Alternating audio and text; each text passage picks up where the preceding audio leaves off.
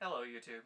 So I am back from vacation and I have made a considerable amount of effort not to read any news, know anything that's going on in the first week of Trumpland. Dang that! No.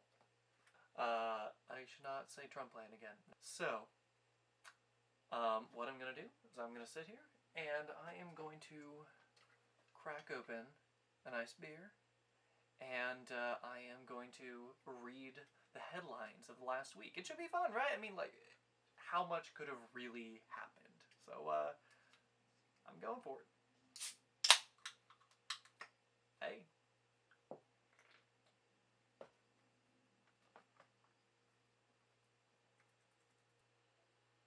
Day one.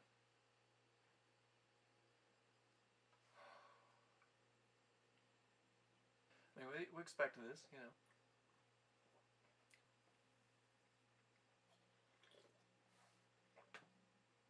Uh,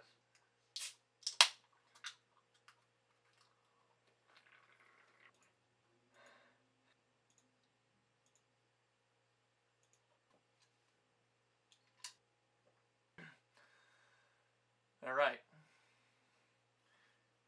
So we got some stuff to talk about.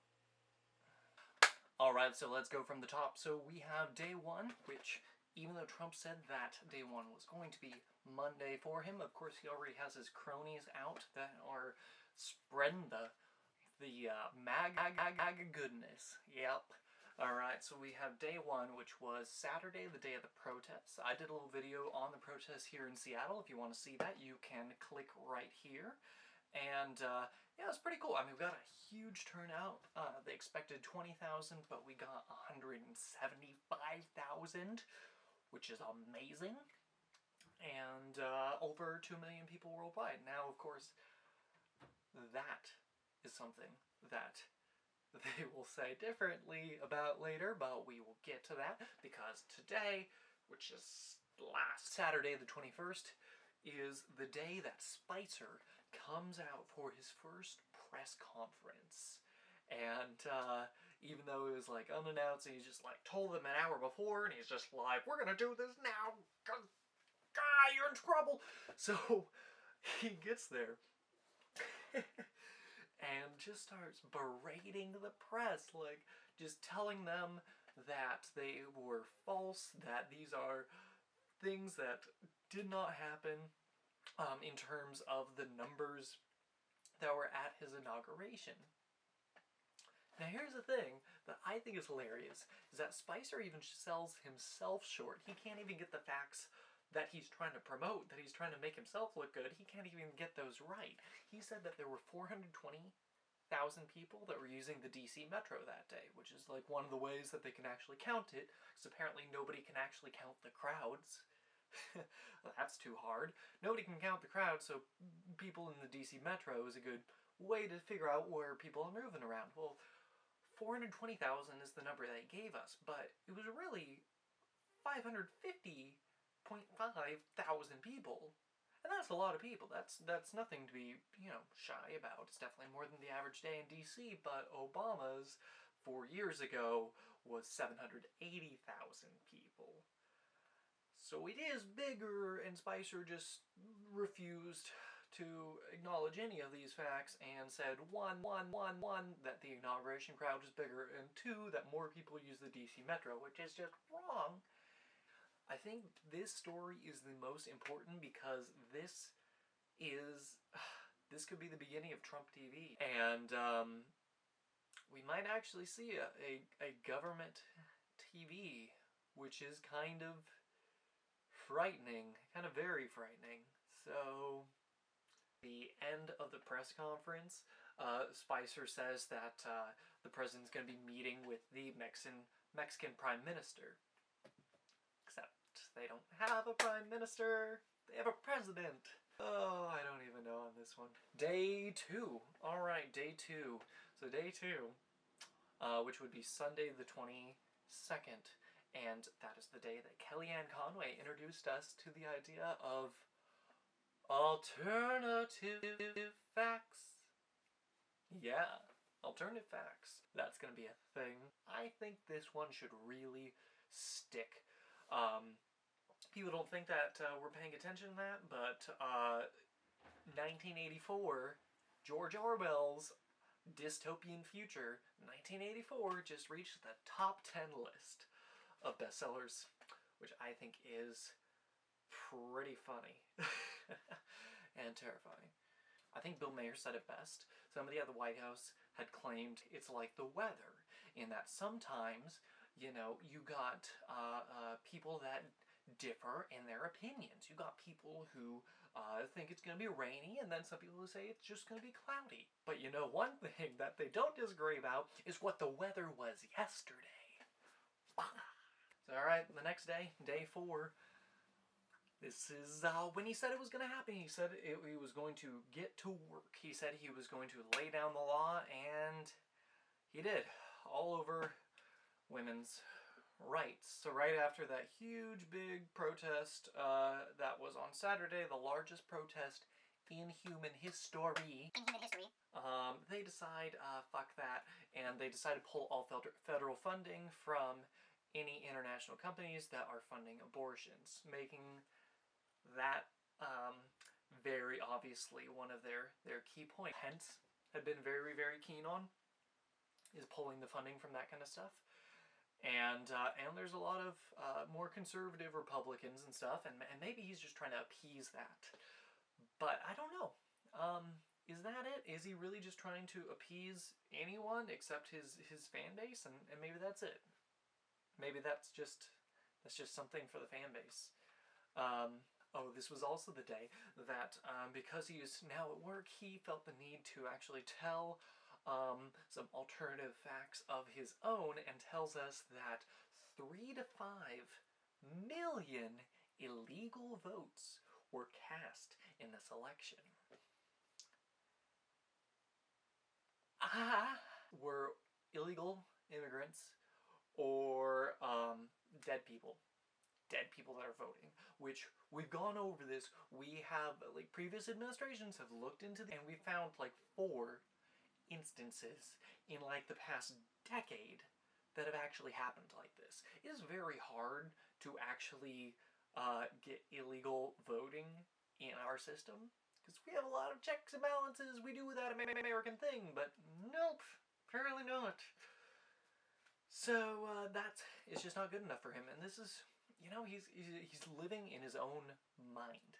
For anybody who thought that we were going to get a different Donald Trump than the tweet monster that we experienced beforehand, and all of the outrageous claims and just flat out lies, the Donald Trump that was the head of the birther movement, that because we had a guy that was born in Hawaii and is black and has Kenyan ancestry, that obviously he's from Kenya.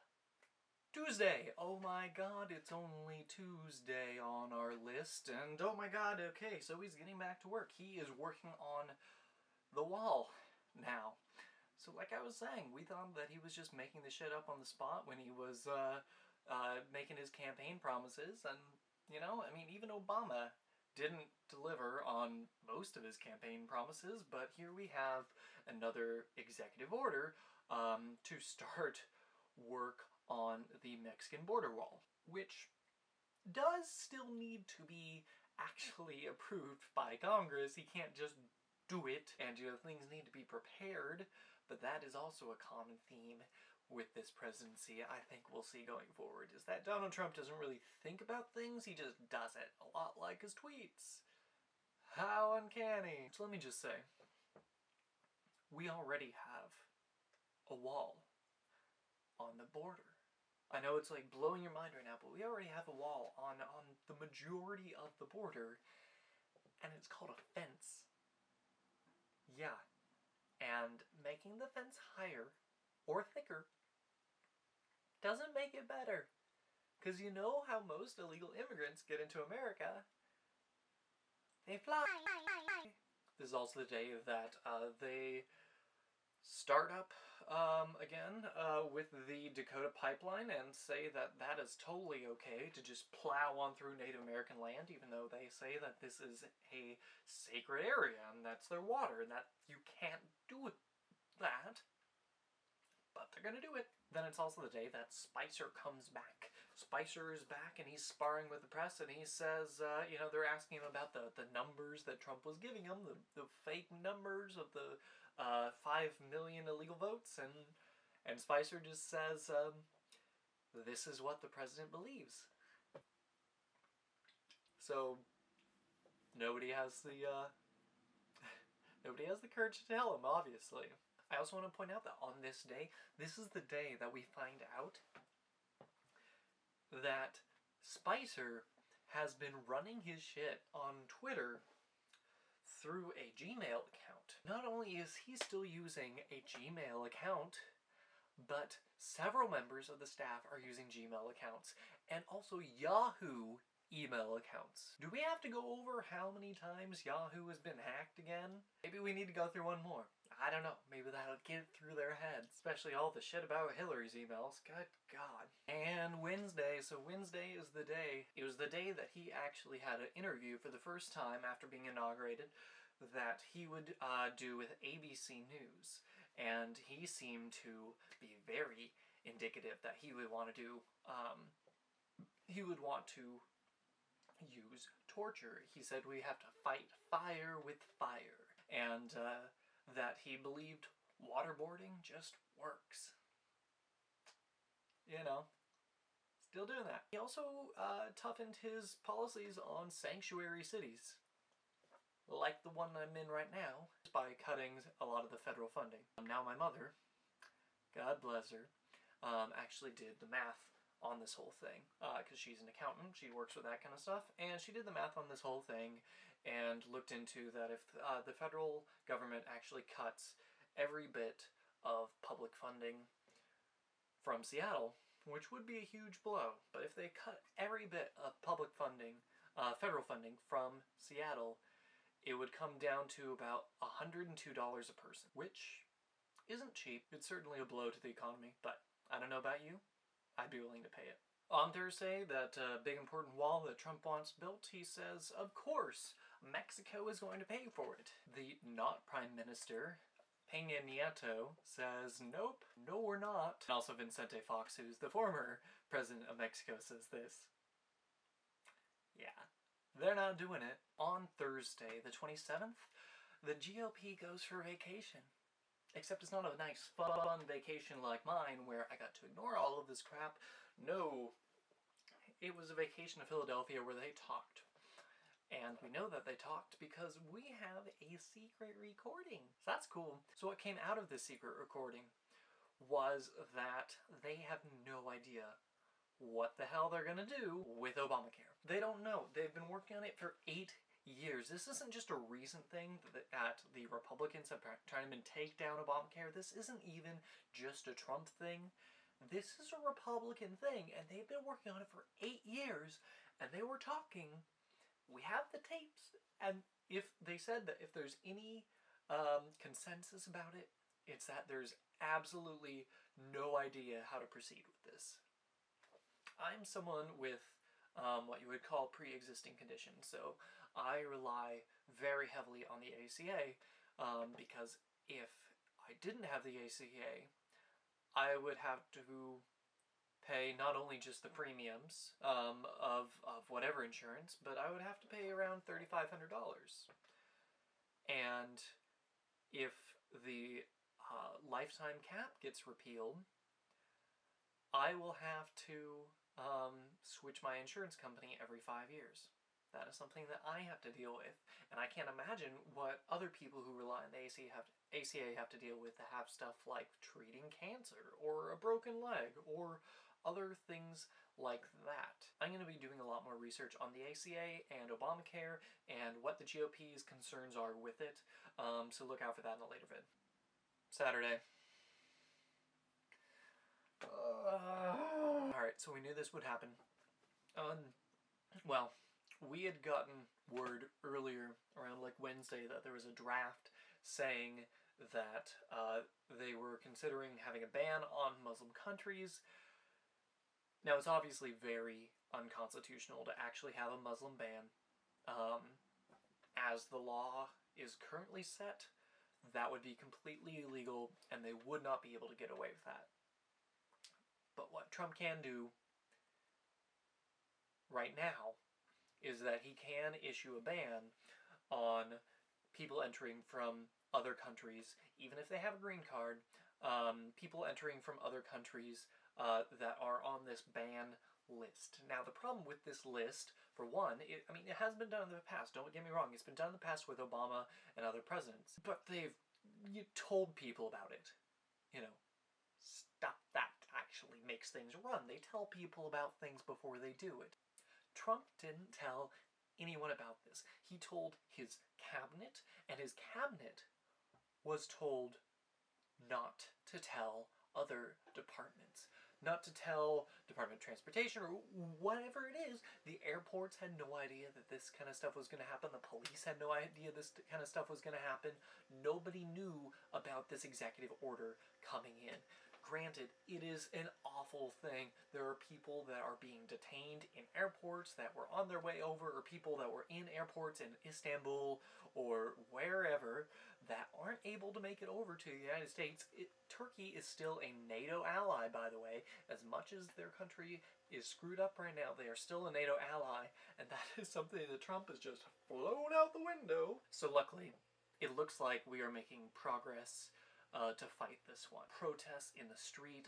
There was protests here in Westlake Center. There's also protests, the big one at SeaTac Airport that was making the headlines, as well as, name it, like practically any airport, any big airport has been having these protests in there, and it is actually making an effect, which is really cool. Courts are actually overturning this. The ACLU actually filed a lawsuit against this, and for now, looks like they're winning.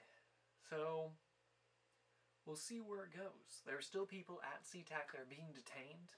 There are still people elsewhere that are being detained or not able to come to the States, and we just don't know. Again, this has been done before. It's not unprecedented. As awful as it is, this is something that our country has done before. But to not tell anyone and to not give anyone notice that this could happen has left tons of people in distress, separated from their families. And especially when they're the closest. That's kind of the worst to me, don't you think? When you know you're 20 feet away from your loved ones and you just can't leave the room. So that's what they're fighting against. Now, granted, there's also the issue that people have been bringing up that a bunch of the countries that you would think might be on this list aren't on the list, like Saudi Arabia and Egypt and, places that have actually had people that have come over to the United States and murdered them. And those are not on Trump's list. And why might that be? It's well, there could be a lot of answers, but it just so happens that Trump still has assets in a lot of these countries. This is why it was such a big issue, because we can pull that up every single time he makes some decision like this. So now we're here, Sunday night, and Sunday's been, as quiet of a day as possible, dealing mostly with the backlash from that executive order given that was banning the Muslim countries from entering the United States. And it's been a week.